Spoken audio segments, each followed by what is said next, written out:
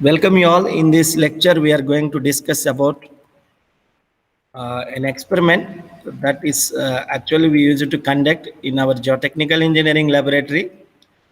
That is how to determine water permeability of soil by constant and falling head methods.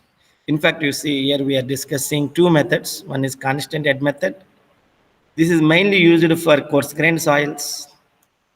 Falling or sometimes we call variable head method. This is used for fine grained soils. Let me tell you, constant head method is used for coarse grained soils. So I'm very much interested to tell you, gravel and sand comes under coarse grained soils. Whereas silt and clay, I would like to write designate symbol for silt M and C. This, if you want to determine permeability of silt and clay, generally we recommend the falling head method. So here, let me show you. This is the procedure. In general, you see the concept of this permeability of soils. It's better to speak like flow through soils. So in fact, you see, we are believing Darcy's law. Let me show you here. You see Darcy's law, where velocity of flow is directly proportional to hydraulic gradient. So here you can see V is equal to Ki. Now, a very interesting discharge is equal to area into velocity. Now, area into velocity. So now here you see velocity is Ki into A. Now, let us see now in constant head method. In fact, I just now mentioned this method is used for coarse grained soil like gravel and sand. Here I will show you here you see. This is the water supply, water reservoir. This is the soil sample. In fact, this is the length of the soil sample is 12.5 centimeter, about 5 inches, and the diameter is 4 inches, that is 10 centimeter about. So this is the constant head permeameter, but it is good to discuss now. Here the head is constant. Here the head is constant. Now let us see now. This is the typical observations we use it to do. Now let me explain. Here you see what exactly we are doing. Here you see we are sending water through soil, and whatever the water amount of water which is passed through soil sample, it is collected using this graduated jar. So and moreover, we are trying to measure the time and also the amount of water collected within the stipulated time. This we are trying to measure. These two observations are very important for us. So now let us proceed. This is the constant head you can see here, right from here to sample bottom. And our students now you see they are very busy with measuring the what I say amount of water collected and also time also. So time also, this is very important. Time is now here you see I will show you some model calculation during constant head method. It is suitable for coarse grained soils. So I'm repeatedly telling here the constant head is 142 centimeter. So here you see we have the amount of water collected is 38 ml within 15 seconds. So I think our students has done 3 observations. So the amount of water collected 75 ml within 30 seconds. So here you see amount of water collected 110 ml within 45 seconds. So I have K1 now I can, so I am writing K1. K1 is the coefficient of permeability of soil in the first try. So Q1L by AH. So because that is constant, area of the mold is same, length of the soil sample is same. What is happening here is one, the difference is volume by time. Here you see within 50 seconds, 38 cc, 38 ml of water is collected. I got the discharge. Discharge is volume by time. I am getting K. I tell you now in constant head method, I is equal to H by L. So now what will happen now? K is equal to QL by AH. So this is the formula we are using to determine coefficient of permeability of soil. Now use Q in centimeter cube per second. Now here a length 12.5 centimeter. Area cross-sectional area of the soil sample. It's good to see here pi by 4 d square 10 square. And now you see this is the head 142 centimeter. Now centimeter getting cancelled. I'm getting ultimately centimeter per second. So answer is in 10 power minus 3. It's good. It's good to see this observation result. The reason is many times we use it to tell you. Here you see Some of the typical values of coefficient of permeability for based on type of soil. Here you see for gravel it is between 10 power 3 to 1 centimeter per second. For sand, no need to surprise, we got the good result here, 10 power minus 3 centimeter per second. So with this you see this is a discussion about constant head method including calculation.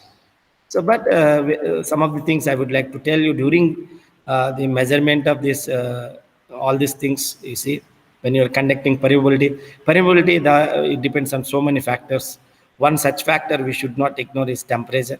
So we have to measure the temperature during test, and we have to calculate the permeability for standard 27 degrees Celsius.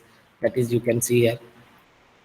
So now K27 is equal to KT, that means test temperature into viscosity of water at T temperature by viscosity of water at 27 degrees Celsius. You can find the values of viscosity in my previous lecture. You can find in my previous lecture. Okay, now let us proceed now. Here you see we have K average. Why I'm writing, because we have taken 3 observations, 3 trials we have done. That's why we are getting average permeability. So the same way we have shown here in manual also. So here you see K is equal to 12 by AH. Probably you know this is the formula to determine coefficient of permeability using constant head method. Now we are moving further. Our discussions came to end now. Falling head method, also called variable head method. In fact, this F stands for falling, F stands for fine grained soil. This is, see here you see the thing is, here I will show you falling head permeameter. Here you see now is the soil is a clay soil, so it's very difficult to ensure the constant head, because you saw in clay soil we will not ensure constant head will fall. So here you see head fall from H1 to H2. H1 is initial head. See our friends are measuring here H1, then followed by here H2. So now you see initial head is H1, final head is H2.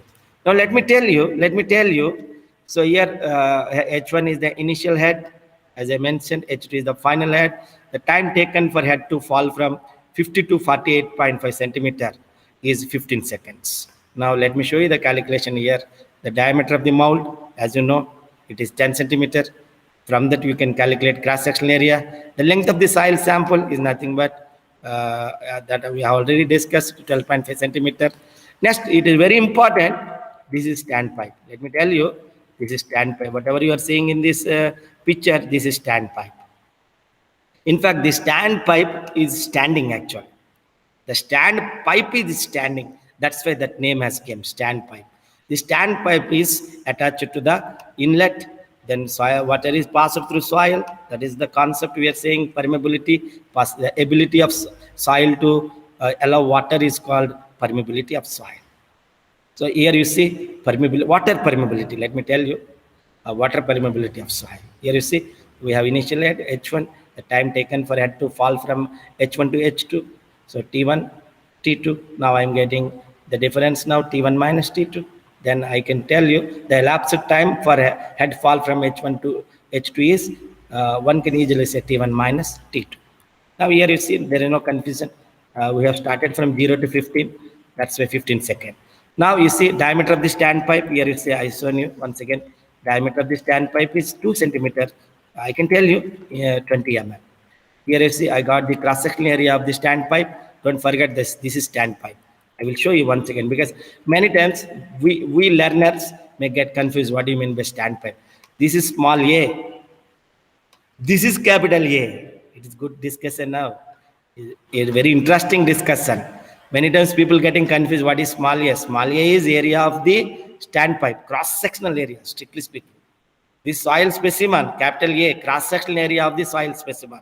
Now here you see, we are going to wrap up this now. H1 we have, H2 we have, K is equal to 2.303, small a L by capital A T log 10 H1 by H2. Sometimes you see many students are saying that, sir, I have not found 2.303 in textbook. Some books they have not written. Probably you just carefully observe, they may written log to the base E. Log to the base E. So if somebody is using natural logarithm, you can say goodbye to 2.303. But many times whatever log is log to the base 10, that's why we have to multiply with 2.303. So now, after multiplying all, you see the calculation, we are getting centimeter per second. Before we conclude, I can tell you the units of permeability are just like units of velocity. So permeability, coefficient of permeability having equivalent units of velocity. Thank you all.